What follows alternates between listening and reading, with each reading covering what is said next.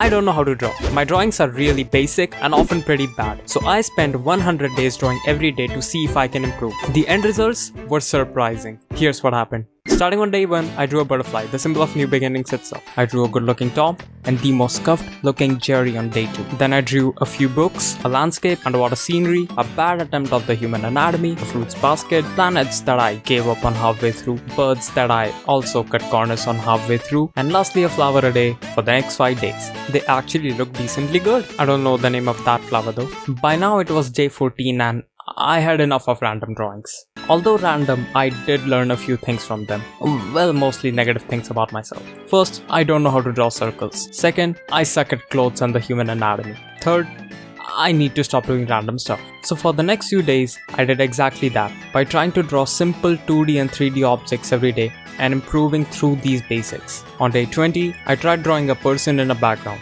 It looks weird, I know, but that is the reason I'm making this video, to hopefully improve by the end. But the next few days made it clear that I'm not going to improve anytime soon. I tried drawing faces, but I just felt lost. The next couple of days went by in mindless drawings of hands and eyes. Feeling unsatisfied, I jumped ahead straight to drawing the human anatomy. I clearly have a lot more work to do than I thought. But day 25 was my breaking point. The unfinished attempts of full body drawings are enough to convey that I didn't know what to do anymore. Thus, with no clear paths to improvement and continuous days of worthless effort, I gave up. But a few days later, it all changed when I found Akihito Sensei. The coincidence couldn't have been any better. I wanted to learn the anatomy and how to draw full body figures, and Akihito Sensei had tutorials for all the body parts. It's almost ironic how I finally got my answer to improvement through videos with no explanation or voiceover at all. And with that, I came out of my week-long hiatus and began part 2 of my journey, learning the anatomy. Starting with the faces, of course, and while I can't say they look the best, or maybe even decent at all, at least I could feel myself somewhat improving throughout the next few days. I'm rather proud of the perspective drawing of this face I made on day 30. After that, I started improving on the other body parts one by one, starting with the neck and shoulders. I'm honestly proud of this drawing I made on day 32. Next day was the chest. Wait, what is this? A workout routine? Well anyway, learning the anatomy by learning to draw the various body parts first seemed logical on a second thought. And I get the impression when I put it all together in the end, I might just have results to show for the practice. Okay, maybe not just yet though, I still have a long road ahead of me. Day 38 and 39 were for practicing the legs. They came out better than expected. I spent day 40 and 41 practicing the arms. Day 42 I again tried using some of my newly gained knowledge to draw figures. And while they are not the best, I have clearly improved somewhat. The only body parts that were left were the hands and lastly the feet. Wiki Feet would be proud. With that, it was already day 47, and now it was time to put my collective knowledge of body parts to the test by drawing full body figures. Looking at this first attempt, I have definitely improved as compared to some of my earlier attempts. I tried a side view drawing, and that also doesn't look so bad. As for the perspective drawing, well, it needs a little more work. And with that, it was already day 50.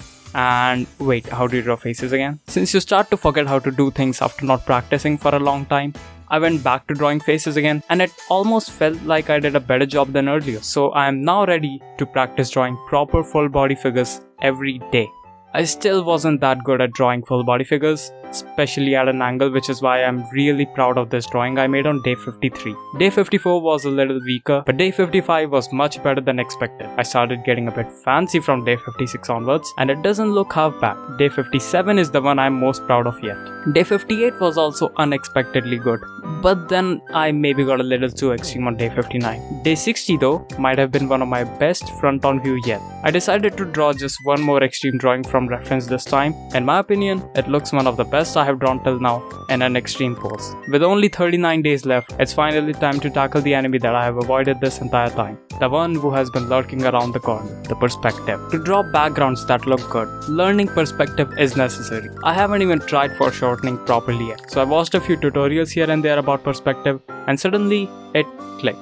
All you have to do is draw a straight line called the horizon line and draw a point anywhere on this line. Draw a bunch of lines converging to this point and you have yourself a 1-point perspective grid. Now you can draw a simple background using this grid. 1-point perspective works for most of the backgrounds. It obviously takes longer than drawing a character or a generic looking background, but the extra effort also looks better. I'm really proud of that one, by the way. Took me like 3 days worth of effort, but it was worth it. But if you wanna get fancy with it, you can try 2-point perspective. As the name suggests, draw 2 points instead of 1 and make the background using those points. It was a bit more difficult to get the hang of, and I probably won't try to use it again. Also, when the horizon line is near the middle of the canvas, you're looking straight ahead. To look up at something, draw the horizon line below the midline, maybe even out of the canvas. To exaggerate the effect of looking up to something, you can get even more fancy with it and add a third point somewhere up top where the lines converge. It's not absolutely accurate, but that looks convincing.